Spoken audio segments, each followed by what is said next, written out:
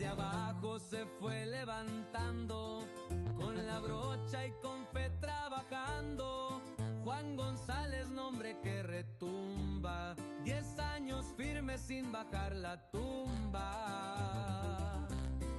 Hombre de casa, ejemplo en la vida, su esposa y sus hijos son su guarida. Con la mirada firme y decidida, va dejando huella bien definida. Latino de sangre con corazón, formó a los guerreros en esta misión. De Thai Warriors, puro profesional, puro detallador, listo pa' brillar, viajo continente. What the ducks? Yo. Good morning. Welcome to another episode of the RoadFS podcast. Can you hear us? Yeah. Yes, but I guys. can't hear her. Yeah, we can hear There her. she is. Oh, yes. So we are excited because we have not only Sarah in the house, but we have both of your puppies, Sir Oliver Wellington III and Miss Daisy. Hi. Where's So Daisy? how are you doing? I'm doing well. How are you guys doing? We're doing good. It has been 1,000 miles a minute. It seems like we're always doing something, going somewhere. We had great the dancing this week. We did a little force upgrade because of QuickBooks, so our team was dancing and moving around. And I built a road. And Rod literally built a road.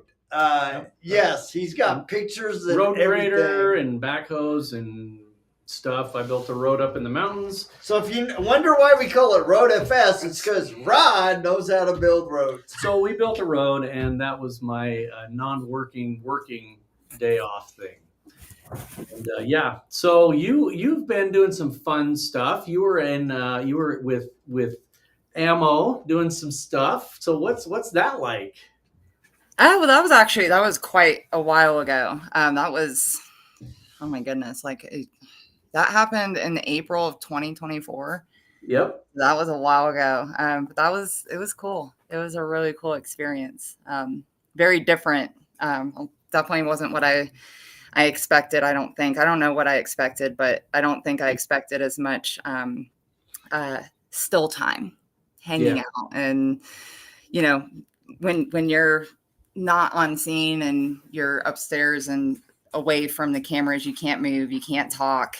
As you guys, anyone who's met me knows, I have to use the bathroom like every 10 minutes. So the mic girl hated me. But it was really, really cool. Yeah. It was a great experience. Well, that's cool. And I'm glad that, just to me, just the idea of having anybody that's promoting the industry and getting people out there and seeing what it's all about, that's a really positive thing for everybody. So that's cool that you're doing that. We saw you at Shine Time in June. That was fun. Yeah.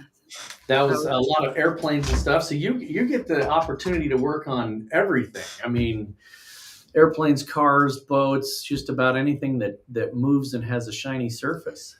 I mean, granite countertops, wood cabinetry. I mean, just, literally anything that you can sand or polish. I get involved with, so it's pretty sick. Yeah. Well, I it's funny because as we were preparing for this, and when you kind of gave everybody the sneak peek that said, "Hey, watch the Discovery Channel. This show's coming out," I thought just a flood of memories came to me about our experience with you at so many trainings, like, at the RoadFS Center, at Shine Time, PDP, in Florida, PDP, all over the place, right? And as I was remembering all of these, and I was going back through all of the videos and the photo footage, and then I went to get a promo video, a photo of you to promote the video, I found your backdrop of your Facebook, and I just loved the saying. It's like, lose your mind and find your soul in detailing. So I wanted to talk about that because you, of all people, you light up. You absolutely light up and get excited when somebody says, Sarah, help me with this detail job. And it doesn't matter where it is or when it is, how late it is. You just like, there's something about detailing that speaks to your soul. And obviously you found your soul and purpose in detailing. So I want to talk about that.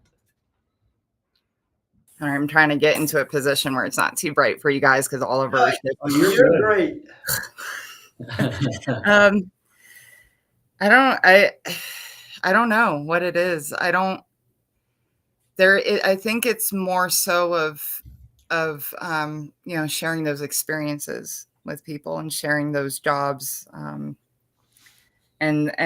learning, because there's not ever a training or a job or an encounterment that I have with somebody else where I'm not just learning, and I had a really hard time in school, really, really hard time. And so when I found something that I literally just stumbled upon, I didn't know what car detailing was 12 years ago. I had no idea that this was a thing. I'm not a car person. I'm not a boat person. This was something I literally just stumbled on, and it was literally love at first sight. And it's never gone away. I've never been able to really pinpoint what it is other than just the moments and the experiences and the knowledge that I learn when I'm with other people. I don't know. I hope it never goes away, truly. Yeah. Well, and I think so honestly, from our standpoint, and I'm going to speak for Jody as well, because I know he feels this way too. You are genuinely one of the nicest individuals we've ever met. I mean, just genuinely on a personal level, you are a great person. And to me, that's what makes somebody a good trainer, a good mentor, a good partner, just in general. You're just a caring person. And that is so hard these days to find someone that's genuine. But that's what I appreciate about you. I really literally just my wife calls you, she's like, "Oh, that's your other kid." Because I talk about you all the time because you're so great. So, from our standpoint, it's just every interaction we have with you, it's something we're having fun. Where's your cute dog? He's right here. He's right here. You want me to get him? He was breathing so loud. You knew that was coming. You knew it was coming. The dog. The dog you love. Sir Oliver. Come here, Bubs. Come here. Somebody wants to say hi to you. Come here. Can you say hi? Can you say hi? There he is. There he is. Say hi. Say hi. All right. You're done being the star now. Okay. That's right. So you've done this, you said 12 years, which seems, I mean, most people aren't in the same job, even family, for that long. I mean, I think the statistic is 7 or 8 different careers in a lifetime. But this is something that really does capture people, and they stay in it a long time. And I think for me anyway, I think it's just because every single thing you're working on is a new challenge. Everything you're working on has a new angle. You learn something, you make a mistake, and it's also an instant gratification thing. So I think that honestly, that's why a lot of people love it, because you can take something that looks crappy and you make it look better, and it's like, there, ta-da. Unless you're Jody and you're trying to do PPF. Forget that. So let me ask you a question. I mean, 12-year journey, right? You started as a detailer. I don't think a lot of people know that you became laser focused on working with Jason Rose at RoadFS. Yeah. So I want to talk about that, because there's a lesson in there about being laser focused, having a mission, sacrificing to make that come to pass. So talk a little bit about that, because I think a lot of people, they get stuck, and they kind of know where they want to go, but they're not willing to pay the price to get there like you did. Yeah. Actually, I just left with him. Him and I just did 2 weeks together. We've been on the road for 2 weeks. If it weren't for him, Jason, he really, he put his name on the line for me. And it worked so well with him and I side by side for as long as it did, I think, because we had the same vision and we care about the same thing. We don't care about shiny cars. We don't give a shit. But what we care about is the people. We care about their skill set and their knowledge and their well-being. And that's really hard to find. People talk about how they've, that's what they want, but it's hard to find someone who day in and day out truly shows that.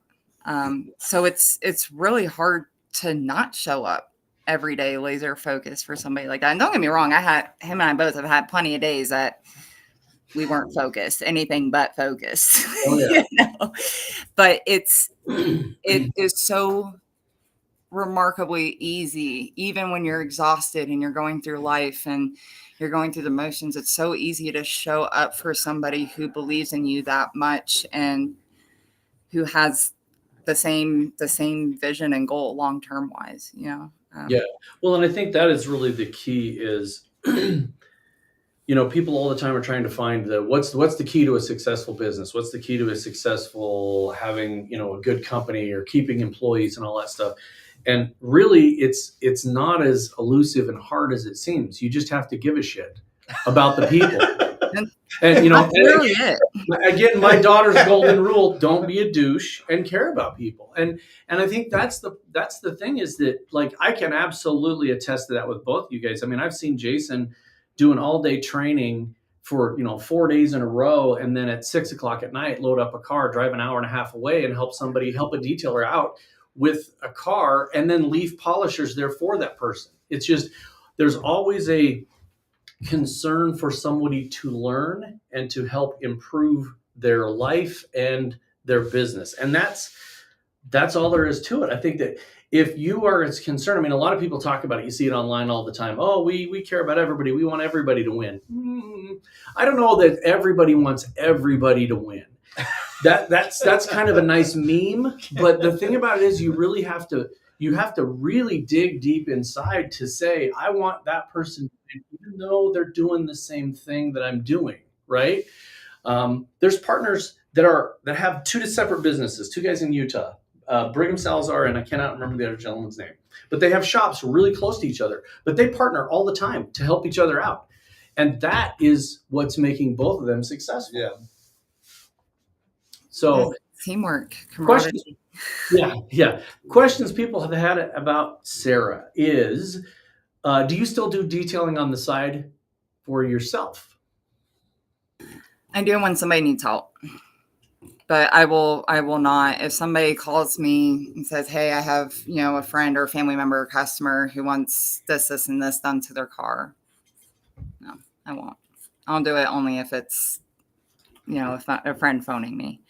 I don't have insurance for myself. I don't want to deal with that. I don't want to pay more taxes than I already do. I don't. And I don't have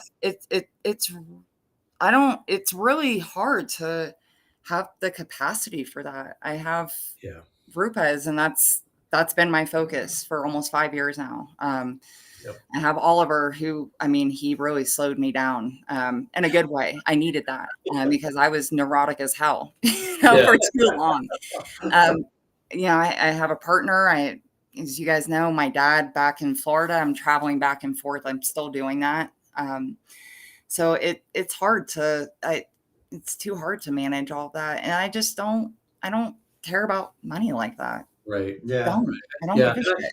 I think I have a really similar feeling because Jody's asked me all the time. I have two shops. One of them was it happened to be on the property I bought. It doesn't have anything in it but bicycles and no, it doesn't have no cars. Oh, you're talking about up there. But here in town, I have a shop, and he's always says, why don't you open it up? Why don't you do stuff? And I'm like, because I don't want to. I just don't want to do that. I will help somebody out. I've helped a guy down the street. Just help me out. I've helped Jody. I help all kinds of people. But it's not because I'm getting paid for it. I'm helping a guy down the street restore a 1965 Porsche 356. But it's because I love the car, and he is a good guy. So that's what I like to do. Is I like to work on my own stuff because it's cathartic to me. It brings a lot of peace, if you will, to me, and I think that's where you can lose yourself. In, not to quote an Eminem song that just bounced into my head right there, but a lot of but the thing is like somebody like me that has ADD, you can lose yourself. You can go out and you can start working on something, and it's just the next section and the next section and the next section, and instead of your brain going and capturing 52,000 things like it does every day, you're focused on one thing. Yeah, and that's very calming. So it's, I've watched Jody do the same thing on his boat. We got into your boat, and it was, man, dude, you get me on my boat. He was in there, baby. You get me on my boat, whether it's detailing or just, it's funny because my youngest daughter's home. She moved back in the spring, and it's been so fun because she, of all my kids, other than Devin, she loves to be on the boat, and so it's awesome because sometimes it'll be like 7:00 and we live literally 20 minutes from the lake. Yep. And she goes, Dad, do you want to go wake surfing? And so we will load up the boat. She will take one long wake surf trip. I will take one long wake surf trip, and then we're back. And it's just, it like totally resets my brain from the day and my heart. And it's like, I think that's detailing for people. I think it's training for other people. It's, it's like whether you have an entrepreneur spirit. It's like when I look at you and Jason, and I look at people like Juan Gonzalez, you guys have just a natural, innate desire to share what you've learned with people, and it's infectious and it's healing for you. Right. And it's funny because last weekend I was at Juan Gonzalez's 10-year anniversary. Felicidades. And, we had, 10 different detailers there. And to watch him, the depth of knowledge is just mind boggling. It's like when I sit with you or Jason or even with Rob when he's talking about cars.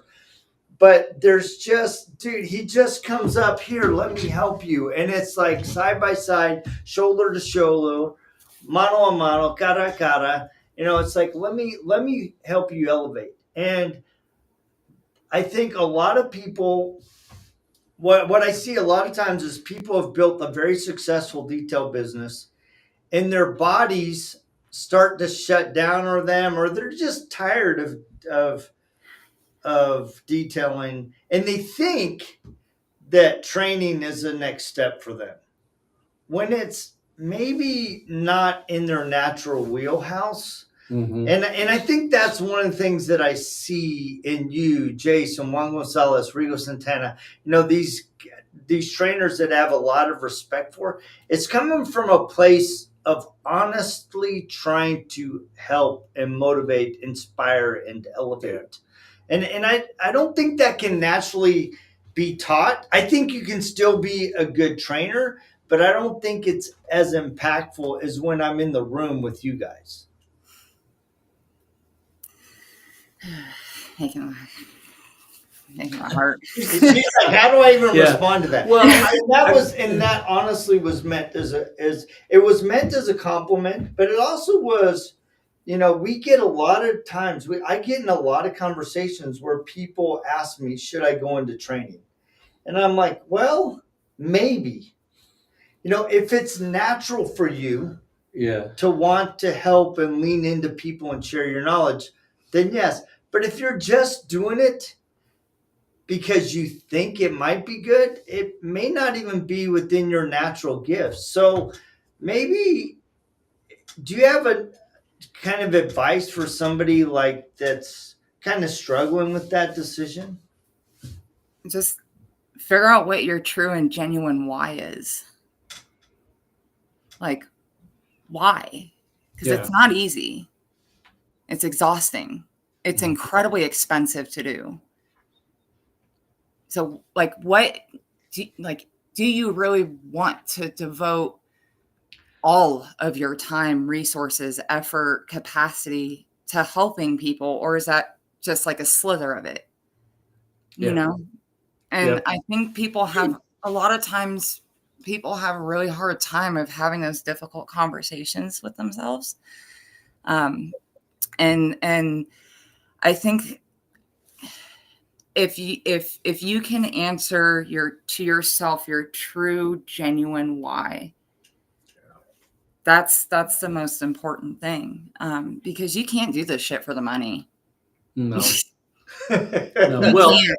yeah, no. And it's, I mean, we all know that detailing deteriorates parts of your body, and it just does. But you see some of these people out there doing the trainings and still continue to do this, like Ed Terwilliger and Bob Rossman, and these guys are passionate about training, you know. And these guys are the OGs, OG from California. Yes, That guy's got so much freaking energy. I love him.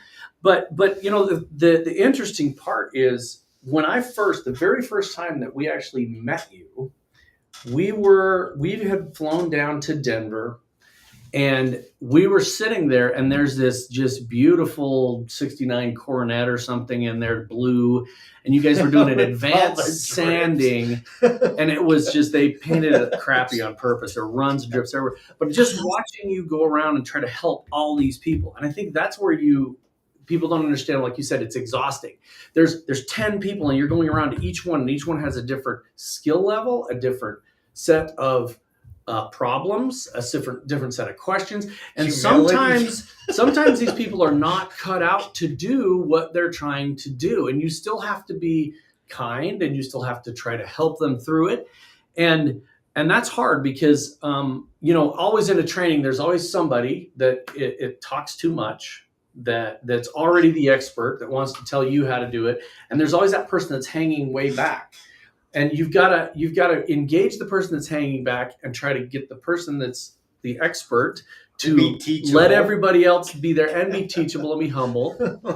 So there's a lot of stuff there that I think like Jody said, people go, oh, I'm a detailer, now I want to be a trainer. Well, you don't want to be a trainer just to get out of detailing. Yeah. You need to have a purpose for it. There are some people that are naturals, like Juan Gonzalez, Ilya. Jason Rose, Ilya, I watch people like Kirk Evans, Rigo Santana, that just have a general soft-spoken way of training people. I literally was into training with Rigo Santana and New Generation's Detailer, and it brought me to tears because the way that they built people up, that while they were training this person, they were not just training him, they were building him up. They're like, don't let the haters get to you. Just keep doing your own thing. They were motivating him to go. And it was amazing. It was so good for the way that they did that. And I went up to Rigo and I told him, I said, I've never seen somebody do a detail training and then also boost somebody's ego and try to help them mentally at the same time. It was fabulous. And you know who else is phenomenal is Rain and Rashid. Yep, Rain Albertson, Rashid Baker. Dude, that guy. Yeah, he is a really good trainer. Yeah, so there's a lot of really good people out there, and I think that certain people connect with you, certain people will connect with Jody, certain people connect with Jason. The nice thing I like about the RoadFS way of training, and I've been through so many of them now that like I literally think I need to have an office there, is that the system is not what you're training. Everybody thinks you're going there to learn the RoadFS system. You're going there to learn, to me, it's humility, how to be teachable, and how to problem solve. Yeah. So on the detailing side of things, problem solving, how do you guys approach that problem solving aspect, right? You have a substrate, it's got some kind of paint on it, there's some scratches, there's a problem solving technique that you guys show. I was telling somebody yesterday, we're kind of like detectives. Like we're like car boat detectives or tractor detectives, whatever it is that you're working on, you're a detective, right? You and once again, like you have to be in tune with things. You can't, just like with training, you have to be in tune with people and be able to read people and feel people. It's the same shit with what you're sanding and polishing. Yep. You have to pay attention to what it's telling you, right? And RoadFS, I mean, not even RoadFS, Jason, the way that he has taught me and hundreds, thousands of people to like critically think while you're working on something. It's not just you look at a scratched that surface and just make, just make a judgment call and grab this pad and this compound and this tool because you heard it was a dope combo, and you slap it together and you just start mowing. No, you have to critically think about this stuff. And I think that's like just carried on into so many other things in life too, just thinking through things and not, I'm a very impulsive person, very impulsive, but this has taught me to not be so impulsive and to slow down and to think about things and use your brain, and use your heart. Again, I think it's really hard. I can imagine it being really difficult for people who, again, are detailing or getting into this craft just for the money. Like, you have to have the heart and the soul for this. And you have to want to learn and think about things differently. When I was on that car that you guys were talking about, I think that was for a 4-day class like 3 years ago, eh? Yeah. When I'm on that car versus when I'm on an oxidized boat versus when I'm on a brand new aircraft, like, you have to think about all these things so differently. And even when, I did my first training with Sparrowhawk. Yeah. I never thought about like not being able to step on this or not being able to like wipe this section of an aircraft with a certain, I just didn't think about it, and so that was, I think that's one of my biggest takeaways that I got from Jason, and from, again, the way that RoadFS has kind of, engineered their delivery and their trainings and their education programs. It's a lot of critical thinking. A lot of it. Yeah, for sure. And, one of the things that in my background, I used to teach Sarah's amazing. I can't afford her, but if I could, she would be the lead manager, lead technician at KAD. She's amazing people in RoadFS system. I was trying to call her out. Nice, yes, Kyle. There you go. So the thing that when I taught, it was a class called systematic troubleshooting. And I think people that go into any kind of repair or reverberation, we are problem solvers, right? We're detectives, like you said. But a lot of times people's mentality goes, you don't do it consciously. I don't think people have an ego about this, but they want to go in and they want to have it be a complex problem, right? So I was a mechanic and everybody wants to go in and I'm going to diagnose this problem. And sometimes it's a loose wire, guys. So you got another comment there from Richard. Richard says, no, she can't do that because she's coming to England. So in the system of troubleshooting, what you have to do is you have to put that ego aside and say, I'm going to start with the very easiest thing. I'm going to assume that just the battery's disconnected. I'm going to assume that on this paint, it's one step. Start with the easy stuff. And this sounds weird, and I know this gets into some real stuff, but when I work on any car for any problem, I walk around the car. I don't know if anybody's ever noticed that, but I walk around the car and I take the whole car in because it speaks to you. It tells you the story, right? If I walked around that Coronet, it tells me the story of somebody purposely doing a crappy paint job because it had runs all over the back and it had stuff. So I automatically know this thing's got a lot of clear coat on it. It's thick. The person knew it was coming to a class. They painted some sections dry. They painted some sections thick. It's got runs on it. And so it's talking to you, right? You can take measurements and it'll give you more information. It's the same with people. And I think that is what makes a successful business owner, trainer, mentor, friend, partner, whatever. People are going to speak to you. Some paint is really, really hard. Some people are really, really hard. You have to thump them to get their brain out. Like you got to wake them up.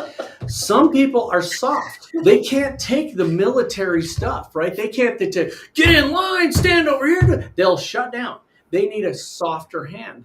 Yeah. So is a car. Some cars, you touch it with a microfiber and you got marring all over the place. It's super soft. Some cars are there's in between. So some people have had injuries. They're hurt on the inside. They're hurt mentally. They're hurt on the outside. Cars, same way. You don't know what's happened. This fender's got 47 mils. Oh, I think there's been some body work. So you kind of have to maneuver that and systematically figure out what's going on. I love to tell this story about a huge failure of mine because it illustrates the point. I had put a brand new motor in a truck, 1986 GMC, 4-wheel drive, 3/4 ton. I will never forget this truck because it was such a big failure. I put it in, I started the motor, I went through my normal procedure, 20 minutes at a mid-level RPM. I'm going to break in the motor right. I go look at the oil pressure gauge. It's got oil pressure. And I look at the temperature gauge and it's pegged. I'm like, oh shit, I turn it off. Something is wrong, right? My brain immediately went to major problems. What's going on? I tore down the top end of this engine. I've got a gasket in backwards. There's no fluid's not passing through the chamber. Tear the top end of the motor apart, put new gaskets in it, recheck this, recheck that, put it all back together, start it up. Everything's going fine. Temperature's pegged. It's got to be something. It's got to be something bad. A sensor's bad. I change out the sensor.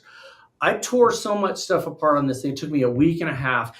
And then I finally went down and bought a really cheap manual temperature gauge and plugged it into the engine block and started it up. The gauge on the inside of the truck was bad. On the outside, it was perfect temperature. On the inside, it was pegged. So I spent tons of money and time and mental energy fixing something that wasn't the problem. Right. So I think we do that a lot in detailing and in life. We see something as this massive problem. It's, oh my God, it's huge. When realistically, slow down, I'll give the example is black paint. Everybody freaks out on black paint, right? Part of the problem with black paint in general is that if you hit it with something, it's going to haze, period. You're taking big scratches, you're making them small scratches. It's going to haze. Everybody freaks out. Oh my God, I don't have a rough enough compound. I need more. I made it worse. Oh, I'm making it. A lot of times it's less and it's just a polishing stage at the end and it takes that haze away. And then we just saw that at in Peterson Auto Museum on this beautiful, priceless car. Same issue. Hey, don't do it as harsh. Do it slow. Rashid Baker, Sarah, so amazing. She is. So with all that being said, how do you see, in general, what are people's biggest kind of problems you see in people's ability to take in the learning that they receive? Is it because of ego? Is it because of they think it's a bigger problem than it is? What do you see? Both of those things. Both. I think a lot. It's like half and half almost. Man, the egos. It's that's a whole other fascinating topic to me. The psyche behind this. And then the making something bigger than what it is. I talk about that all the time. Just my mom used to say this to me. She still does. Whenever I get overwhelmed over something that's really minute, and in reality it's minute, but to me it's like, this big thing, just bird by bird. My mom said that to me my whole life, and that's one of my favorite things. Is just take things bird by bird, one small step at a time, and then you'll realize, like, once you're 2 or 3 steps in, that's it. Like that's it. You're done. The problem, but I think we tend to do that with life in general. I think that's part of human nature. I put shit off all the time because I'm so scared of, I think it's going to be such a bigger deal than it is. I did it this past week. I kept putting something off that was really important, but I thought it was going to be a lot worse than it was. And then finally I looked into it and I was like, oh, this ain't shit. I'm going to take care of it right now. Why did I spend literally months losing sleep and stressing out over something that not a big deal? Yeah. Yeah, I love that, because in the back of your head, you were fearful, right? And you were afraid of what you didn't know. And years ago, I heard this acronym for fear, and it's false evidence already realized. And so we put our worst expectation on Yep. what's ahead of us, that we're paralyzing ourselves from moving forward because of what we think's going to happen, instead of just taking steps to execute and solve the problem. Yeah. I'm writing this down because that's just so. I've never heard that. Yeah. No, that's really good, Yeah, because it's just true. challenging, right? You got false evidence already realized, right? And it's sometimes you just have to, like you said, at some point you just have to face it and break it down. And when you start breaking it down into small elements, all of a sudden you're like, oh, I can solve this. Yeah. Yep. Yeah.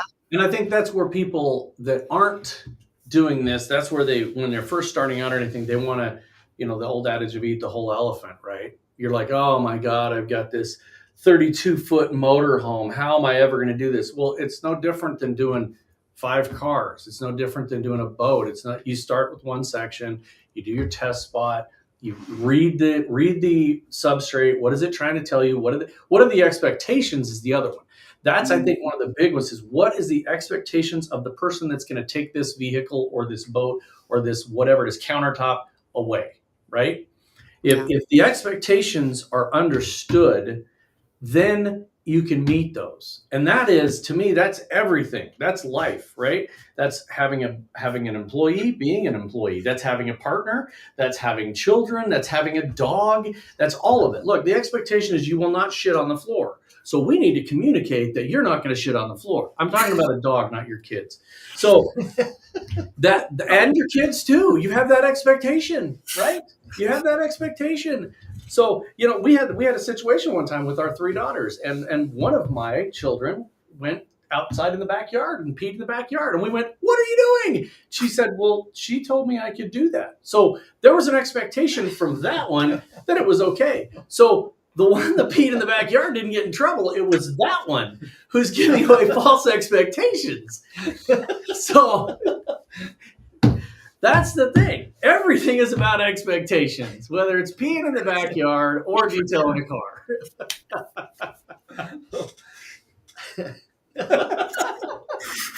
Oh man, that brings back so many memories. I can't even tell you.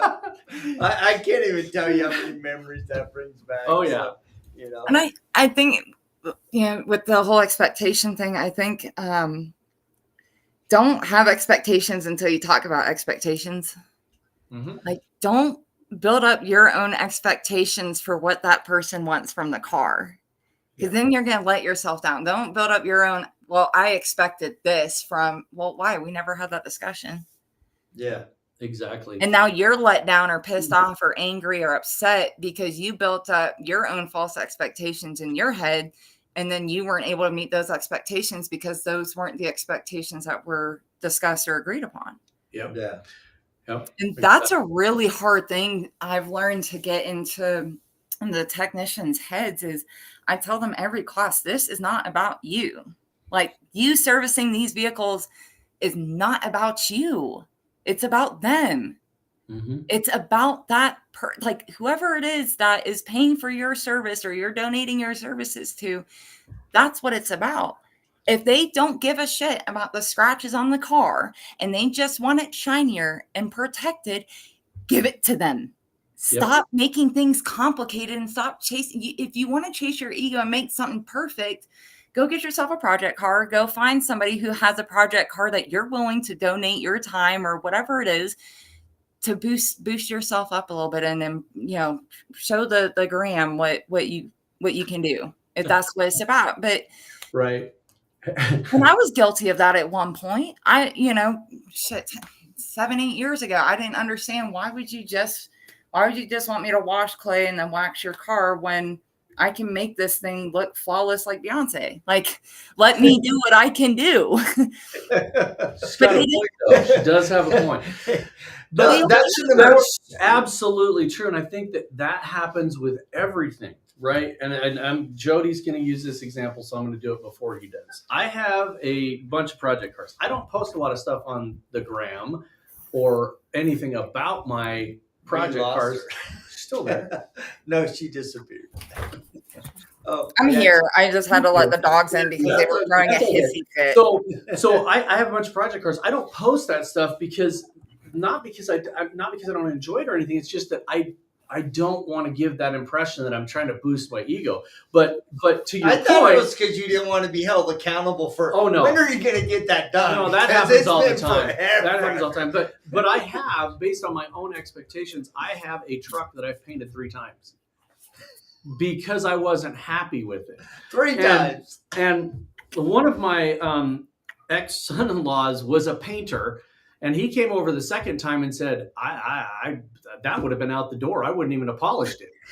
So the expectation for yourself, you can even do that ego thing for yourself where you're like, I have to make this perfect. So, and just so you get off my ass, I've got pictures. I keep waiting. Just wait. I keep waiting. I actually pulled the engine out of it this last weekend, and I wet sanded the firewall so I could finally clear coat it and be done with it. So, this truck is going to be amazing. He's building it up. It already is amazing. So don't let him be humble on you because it's good. Well, he's going to be humble, but it's going to be good. Yeah. So I can't wait to roll it out the first time to Sydney's at the toy box or someplace like that. It's going to be fun. So anyway, well, so let me ask you a question. So I mean, you've been training a long time, 5 years. What is something that you think business owners and or detailers should do or not do when they're at a training? Oh man.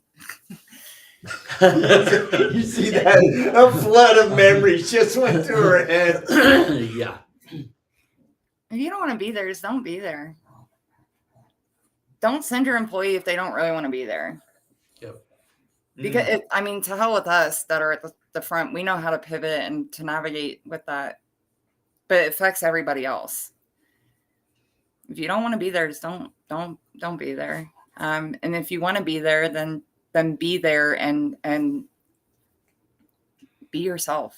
Like that's, I see too many people that try to hide who they are or try to, kind of like you guys were saying earlier, you have that person or a few that sit in the very back and no, be yourself. Because everybody here, like everybody that's in that classroom, we all deserve just who you are, right? We all want you to be you. And I think with people, I want people to always just be comfortable and to feel good about themselves and to be encouraging. Especially encouraging, if you can't encourage other people and you can't help lift others up, like you guys were talking about with Rodrigo, try just do like a one-on-one thing. There are plenty of people who will take your money and do that. Absolutely. But it's unfortunate because in a lot of classes, and I don't see it as much anymore, but it was very common first 3-4 years I was doing this, is there was always that one person that would spend so much money and resources and time coming when they don't want to be there. Yep. And it doesn't affect, it does affect us, but not nearly as much as it affects the other people that are there. And those people come to us and they open up to us about that. Yeah. And that, they'll even say, oh, I feel like this person's kind of taken away from me. They're taking away what I worked so hard to come, to come learn from you guys. I've had people that have told me, oh man, that they have saved for 4 or 5 years to be able to come to a training. I had one student 2 years ago. He spent his last $500 that he had to his name. He was living out of his car to come to our class to learn from Jason. Yeah. Yep. And I think that's a valuable lesson, is that so many people have a bigger ego when they're out of training than when they're out. You Yes. have nothing to prove. When you're in the training, you're there to learn. Open up and learn. Open up and learn. And that is what's so hard, is when, because we are so lucky. We go to so many different trainings. We get exposed to so many different things, and we understand how lucky we are in that aspect. But we see somebody spend, like you said, spend all this money to go to a training, an aviation training, and then they're just not open to receiving that. It's more of an ego boost that they went than to learn. And you just learn stuff. You don't know that stuff. You can't be an expert at everything. And so I have never been to a training where I haven't learned something. Literally, in the number of years that we've been doing this, I have learned something every single time we have gone to something. So same. Well, awesome. Well, we just love everything that you and the entire team does. Ilya, Jason. I mean, you guys have such a direct Giancarlo guy. I love that guy. You guys have such a direct impact on the industry. And it's nice to see, because it's the legacy that you guys are leaving behind, not only in the world of detailing, but also in life in general, is going to ripple across people's lives and across generations. And that's quite the legacy. That's really what you want to do. And we're really looking forward. We have a training that we're going to be there September 4th, 5th, and 6th. We have the amazing Palo Asuncio. I started to switch into Spanish. From Canada, with Leather Repair Company. That guy, you talk about another trainer. He does PPF and leather repair and detailing and window tint. That guy has a wealth of knowledge. He's a boss. Yeah, he's coming with us. Ilya's going to be there, and we're going to have 3 days of in-depth training. And we're really looking forward to that. That's September 4th, 5th, and 6th. Yeah, so and it's going to be really unique, because unlike a lot of the trainings we go to, there's like 5 or 6 different topics in 3 days. This is 3 days with RoadFS, 1 day with Leather Repair Company, and then part of a day with us on CRMs. But we're going to have more emphasis on leather repair and RoadFS polishing, so that it's more in depth. And so I think that's something people, and if you've never been to the RoadFS Training Center, it is in my top 3 training centers in the entire world that we've ever been to. It is absolutely fabulous.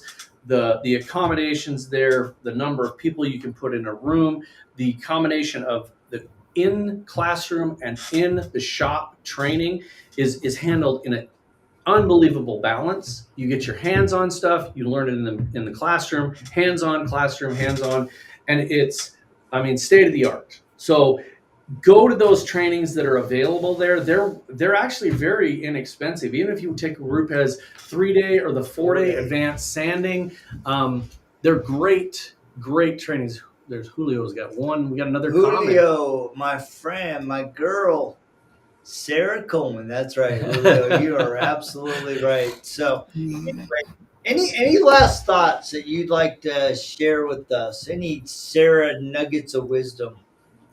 I don't have that much wisdom.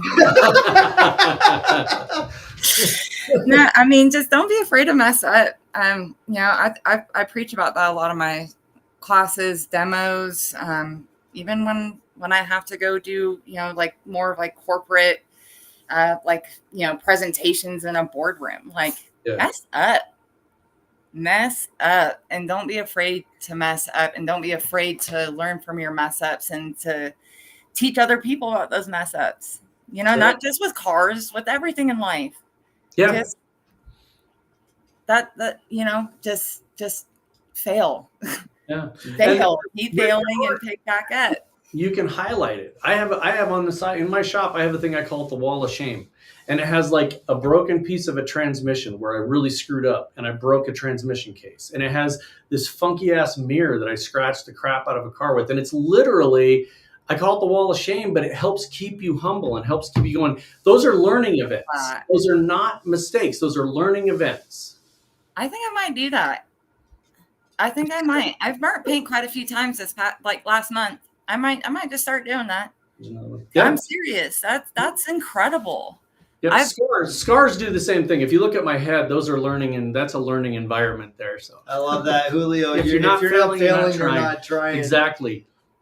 So go out, burn some paint, make mistakes, you know, and it's all fixable. All of it is, right? I mean, you can repair paint, you can pull dents, you can do whatever. I mean, go get a junkyard hood and a fender and just tear it up. Go to town. So I most of the time I have a hood and a piece of boat in my living room with a cart, sanding cart, polishing cart. Yep. My partner doesn't like it a whole lot, but yeah, I've built engines. Practicing. I've built engines in the family room, and that didn't go over real well either. I'm sure that didn't go over well at all. No. So. Yeah, no.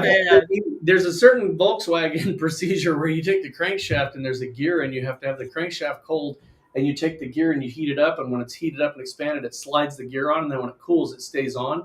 And I've done that in a frying pan on the stove, and that did not go over well. Because it works best if you put it in oil and you boil it. But yeah, I have my own pans now. So yes. Yeah, after he bought his wife new ones from the ones Sorry, he was honey. using.